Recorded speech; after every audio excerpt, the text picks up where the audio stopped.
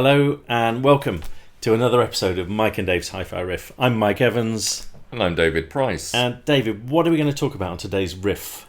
It's the B&W Bowers & Wilkins 801 D4 signature, Mike. These are big bad boys, aren't they? Yes, that's one way of putting it. Yes. So, yes. 45,000 quid.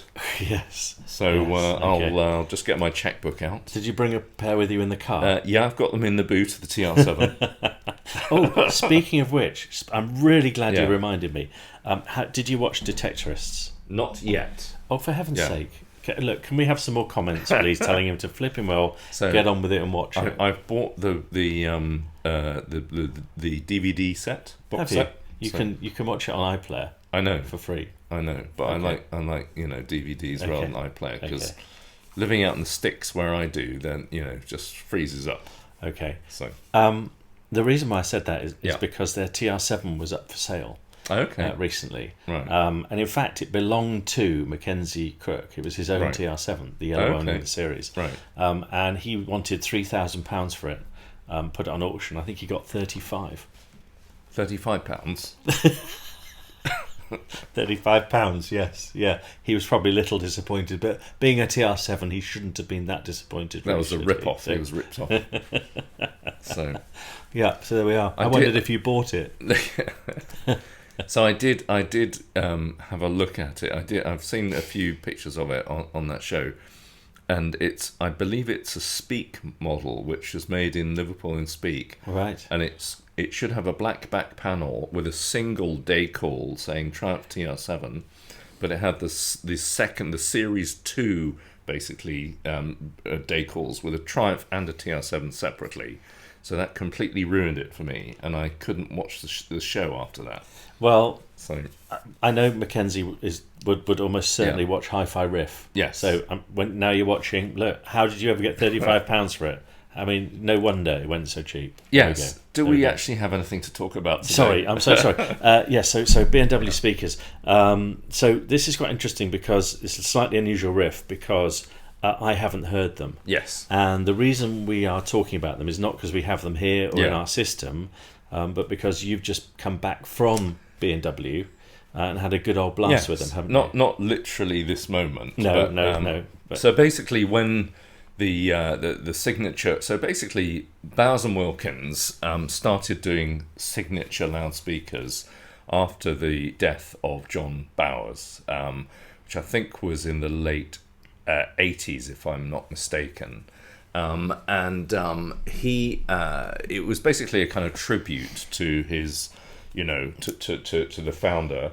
And so in more recent times, they've got into a kind of tradition of doing signature versions of existing models, which kind of come out a couple of years after that model range is launched. So, and normally you get nicer capacitors or fancier capacitors in the crossover, and you get a special finish, and sometimes occasionally slightly more tweaks as well.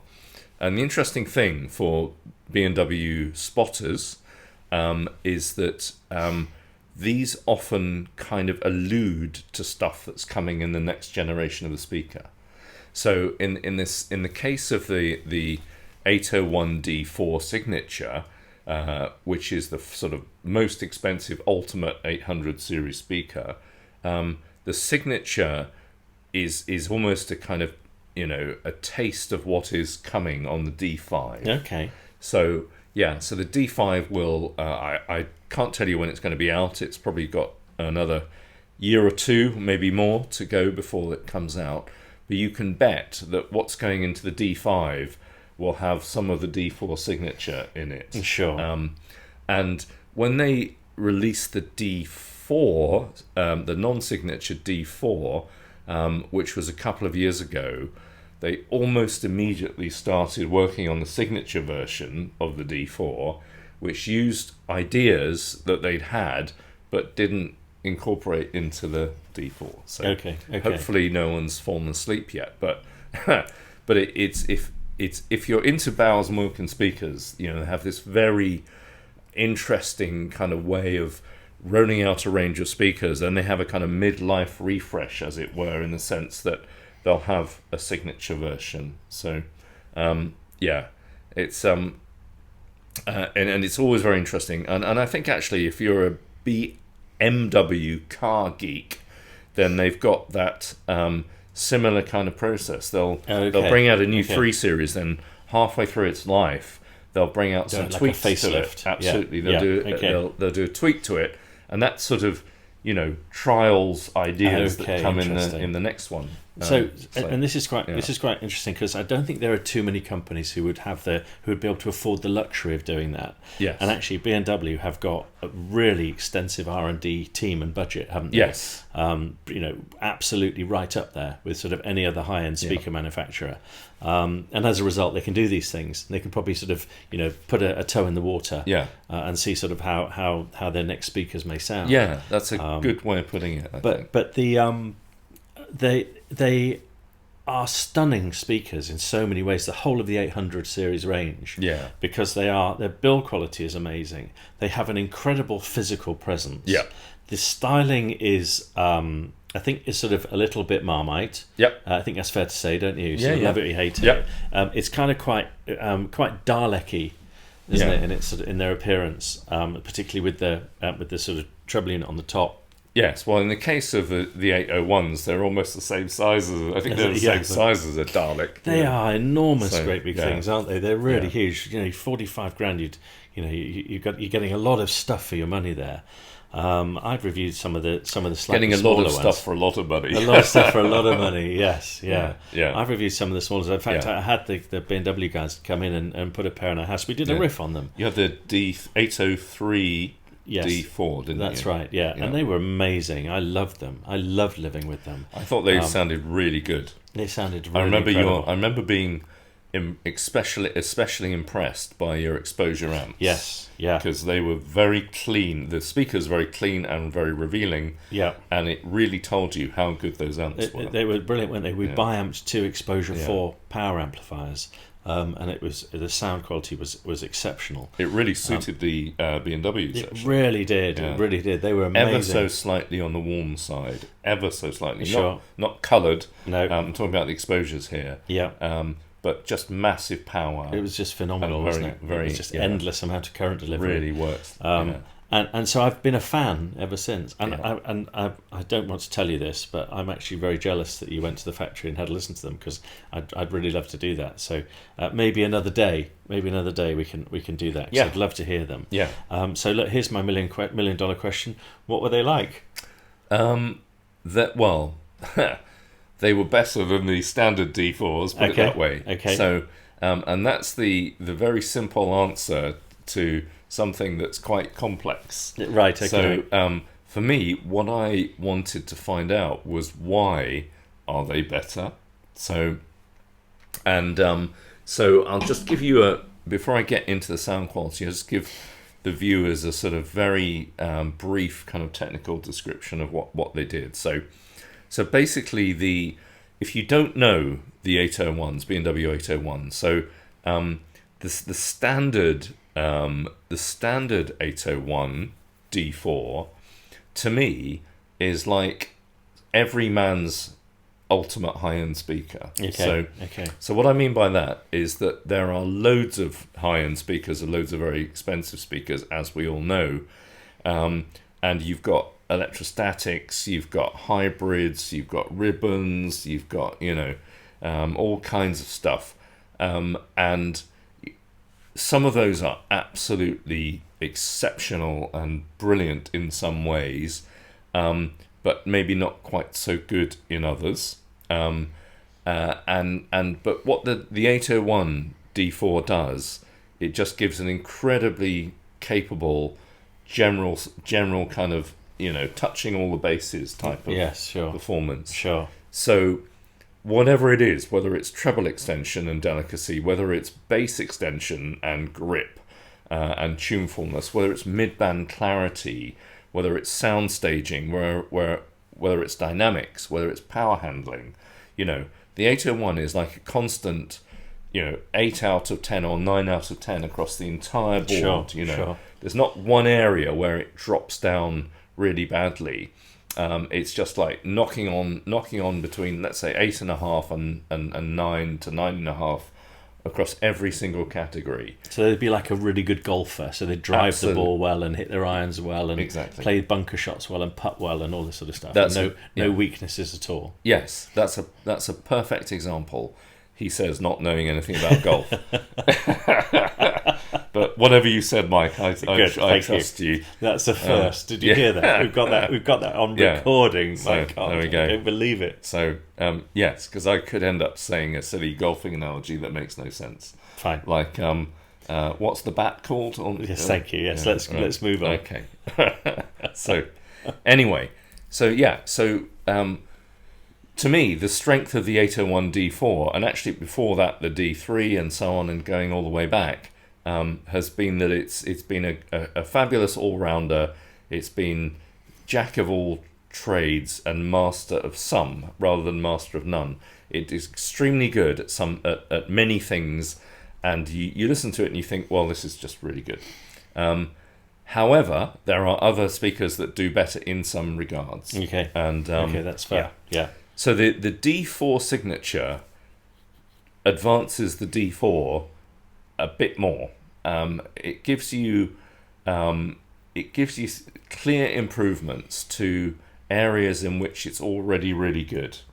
But at the same time, you think, well, and this is the weird thing for me, they've redesigned little bits of it. They've done a few tweaks here. Why couldn't they have done that in the original D4? Sure. Rather than wait for the signature. Okay.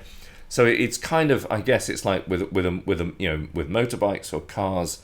When you design something and bring it to market, that's as good as you can do at that time. Yeah. And then you keep developing. Sure. And the D4 signature is exactly that. It's what they knew they wanted to do, but they couldn't quite do it by the time that the D4 came out. Okay, no, that's good. So it's a pretty big thing. It's 1.2 meters high. It's huge. Yeah.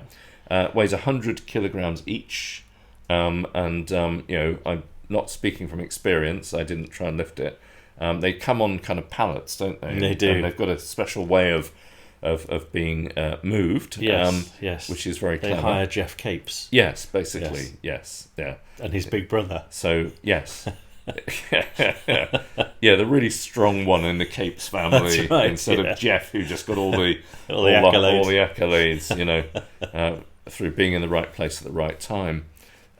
So the work began, I think, just after the September 2021 launch of the 801D4, and they've tweaked certain parts of it, like the top plate, which I can't show you because I don't have one here, is aluminium now, where it was previously plastic. There's a kind of plastic collar at the top of the speaker that's now been changed and uprated and damped and so on.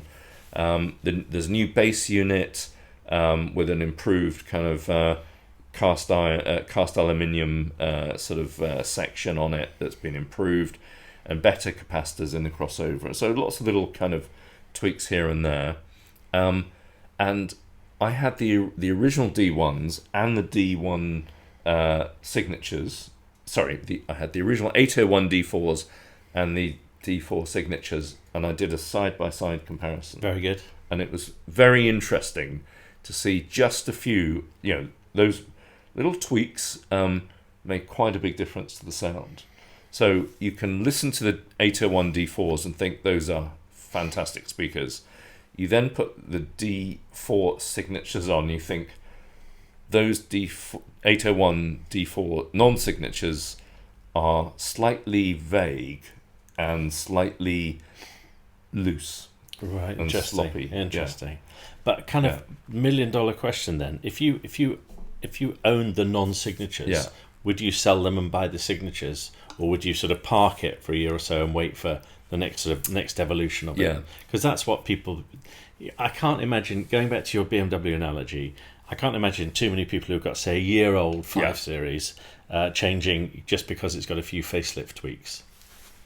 Yeah, I think they probably hang on for like another 2 years or something before they do it, and then maybe it's a different shape or whatever. I think that is a great question. So I wouldn't personally sell my 801 D4s to get 801 D4 signatures. If though I had, let's say, 801 D3s, then the jump from 801 D3s to 801 D4 signatures is quite big. Got you. So it's even quite big just with the standard D4s, because to me, I've had mixed feelings about the 800 series over the years.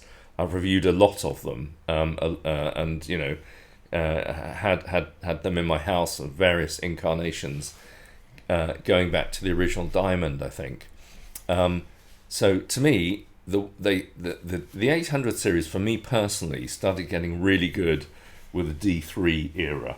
So I think it was very good before, but the D3 era really started to, it became something that I found very hard to criticize. Yes. However much I tried. Sure. And the D4s are even better.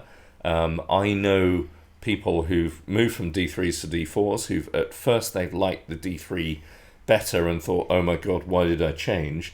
But then as they run in, because they do take a while to run in, and as they kind of settle down in the house, they're beginning to hear clear improvements.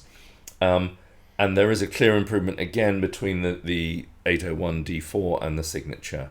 I wouldn't pay that extra money going through selling my D4s No. and so on. No, sure. But I would say that if the D5, when that comes out, is even a little better than the D4 signatures, then it's well worth, Interesting. upgrading. Interesting. Yeah, I mean, it's crazy really, because you get an awful lot of detail. I mean, you remember the 803 D4s. They were brilliant. Yeah. Yeah. Stunningly good. Well, I was listening in a room you've got a large listening room, but I was listening in a room at B&W's headquarters, which was a bit bigger than that, and I had, we were running, I think it was Rotel Michi preamp power amps. Okay. Yeah. That's an interesting choice. Yeah. So the Michis are really, I think it was the P5 S1 and the M5 power amps that we're running, and the Michis are very good. Have you heard? No, I haven't. Yeah. I'm dying to. Yeah. Really, really love to hear those. Well, that reminds me, we should get a riff going with those. I've always been a Rotel fan, actually. Yeah. Always have. Well, the Michis. I mean, I've done the Michi. I've forgotten what the exact number is now, but it's the 5 series integrated of the Rotel Michi, and that's a great amp. It's very musical, and it's better, I think, than the Marantz PM10, which is the sort of equivalent Marantz high end. Yeah. Class D. Yeah. So anyway, with the Rotel Michi M5s, the standard 801 D4 was sounding very big, very powerful, very open. Going to the signatures, better depth perspective, greater focus. The midband is definitely moving forward, even though it's already very good. And the bass just seemed to be substantially more kind of bouncy and musical. And, so that's a fabulous change. And as every incarnation of the 801 comes along, I think more and more, if I blew my Yamaha NS1000s up, or someone else did, or there was an earthquake and they fell into a sinkhole, or I stole them, or you stole them, yeah, basically got me drunk and then arrived in a transit van in the middle of the night and took away my speakers. Then what would I get? If I had infinite amount of money, whatever, large amount of wonga, I could, steal your car and sell it to pay for my new speakers, for example. So, so quid pro quo. Yes, exactly. So, and these would be on your shortlist. Well, if you can get 35 grand for a TR7, well, 35 pounds, I think it was. So interesting. No, okay. So really, really good speakers, but they're still they've still got a certain style, a certain character, which some people will adore, and others will find them that, you know, not quite euphonic enough. You know, some people like so-called character speakers that just do something incredibly well. Sure. And the 801s, whether we're talking the signatures or not, are just great all-rounders that don't have any absolute... They're not absolutely perfect in any way, but they're close in every way. Yes. Yeah. Yes. So, no, very good. Yeah. I'd really like to listen to them. Look, I'll tell you what we'll do. We won't do a riffometer now because I haven't heard them. Yeah. But perhaps if I get a chance to listen to them, Yeah. hello BMW, then we can do a riffometer on them. I think Mike's just dropped a hint. But I'm really pleased. I'm really pleased you've had a chance, and that's amazing. And thank you for sharing.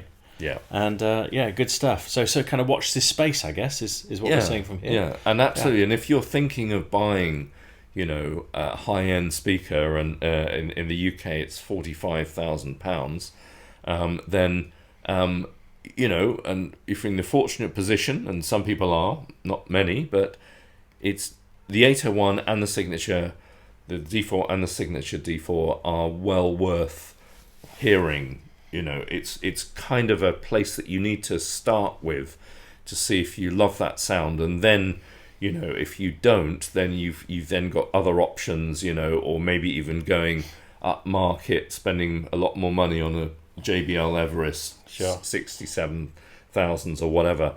You know, it's a good sort of entry point to my favourite speaker in the world debate. But if you do like it at that price point, look no further. Yes. There we are. Yeah. On that note. Excellent. Cool. Okay. Thank you very much. Thank you for watching. Thank you for watching this episode of Mike and Dave's Hi-Fi Riff, and we will see you at the next one. Thanks very much. Bye. Bye.